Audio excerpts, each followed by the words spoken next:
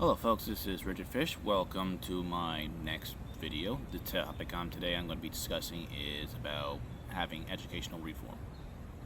I believe that is going to be a big consensus, something that we as a Democratic Party or whoever's running for President 2028 needs to address. We need to actually improve our education in the United States of America, all across the country. It's pretty clear that our standards are not what they used to be, and they're not holding up to the standards of other countries. And if we need to, we should just take the educational standards of other countries and import them and use them in our educational system, because from all the stories I've heard and whatnot, it's not working out. The big one in the fact, I believe, is the fact that technology is clearly not helping us in the way we think it is. There has been numerous studies that have been proven that, well, the more technology has been introduced into the classroom, the worse the kids get. The idea that the kids can be giving laptops or tablets and go home do the homework, that clearly isn't working out well. Other countries that would have higher education standards don't really do that. Technology is non-existent in the classroom. So I feel like we definitely, as a whole, for educational reform, we need to step back and reevaluate how much technology actually has and what detriment actually technology has to our children, because it's clearly from research that's been finding that they've been studying for the last 5 years or so, it's just gotten worse. So I think we need a whole educational overhaul. And if we have to go to Switzerland, Denmark, Finland, Sweden, those 4 countries which have the best high educational standards compared to the rest of the world, we're going to have to import it over and make sure our children are actually learning and actually being taught what is necessary, because the fact that apparently the average reading level of the American is like the 6th grade now or something is abysmal. It's the 8th grade or 6th grade. It's getting worse. Like, you should be able to have a high reading. You shouldn't be having middle school reading standard at this point when you graduate high school. So we need to focus on re-education, and that means it has to apply to all public schools, mind you. This isn't a state-by-state basis. All states need to adopt this if they're running public school. If they don't like the educational standards, there's either homeschooling or private school. I feel like the public school sector needs to be just all one, grade level, all one standard. They can't be separate standards, whatnot, throughout the whole country. So if we need to, and we're probably going to have to, we're going to have to just make sure, change public school, make sure it actually has a good public standard.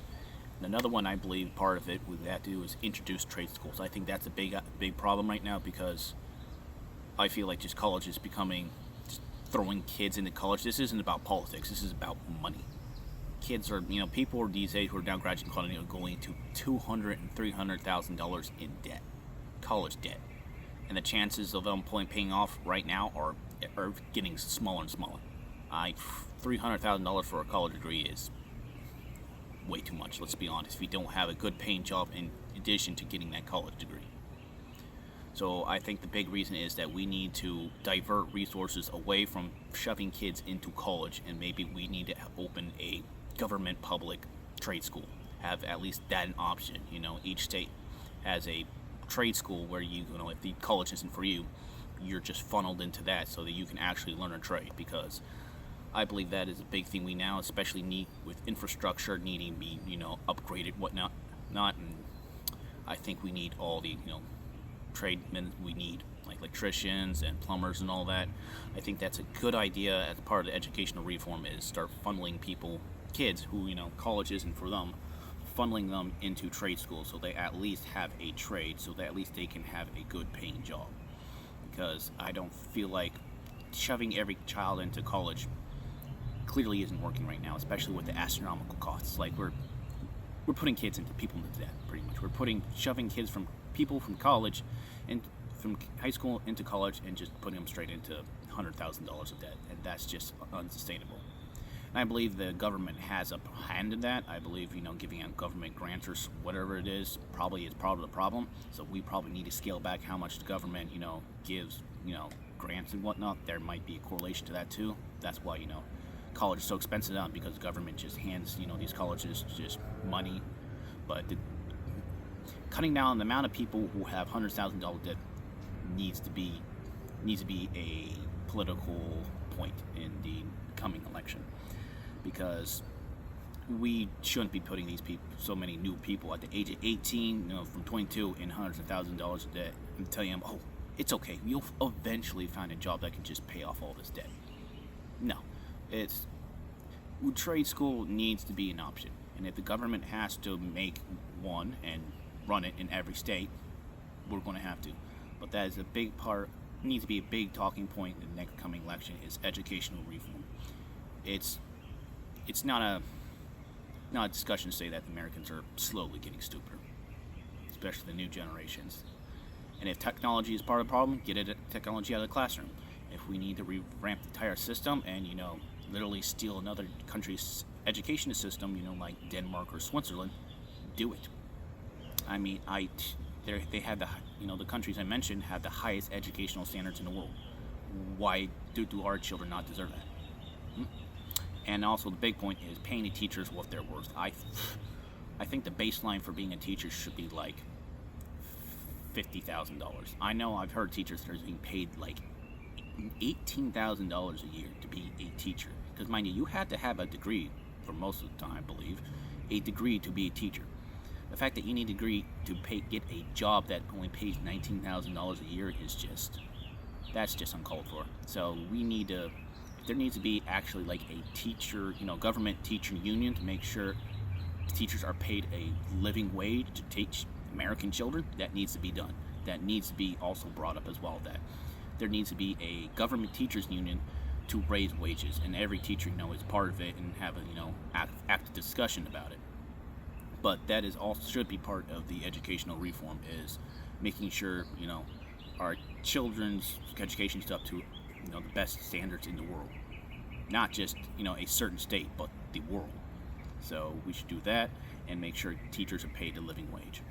And the big one that fortunately is becoming another political issue is public funds cannot be diverted to private schools, and the public school can't be shut down. There is an issue that was brought up recently. I saw that I know a lot of people saw the video, but about a certain religion that's literally shutting down public schools and then funneling the public money to their private schools. And they're also making the public schools abysmal. Like, they're purposely underfunding the public schools. The government and the state needs to step in when something like that happens. Like, the government needs to prevent any religion of any sort, or any politics, even if there's some weird, like, conservative. No, it's just religion, I think. I don't think there's any conservative or, like, democratic actual private schools, but still. Religious schools should be private donors. There's public money should not be funneled into it. If you cannot run a private school without public funds, then you have no business running a private school. And you should not be begging the government to pay for your school's education. If you cannot run it without private donor money or your own money, then don't make a school. You can't just start up a school and then start private school and then start demanding public money. That's not how it should work. So that's the big, I think, 3 reasons that for educational reform to be a political issue in 2028. They need to talk about upgrading the educational standards to other countries like Denmark and Sweden, making sure the teachers are paid a living wage at least like $50,000 a year or more, and then make sure any religious private institution, whether it's homeschool or private, is not taking taxpayers' dollars. Taxpayers are not responsible for religious education. That's the separation of church and state is there for a reason.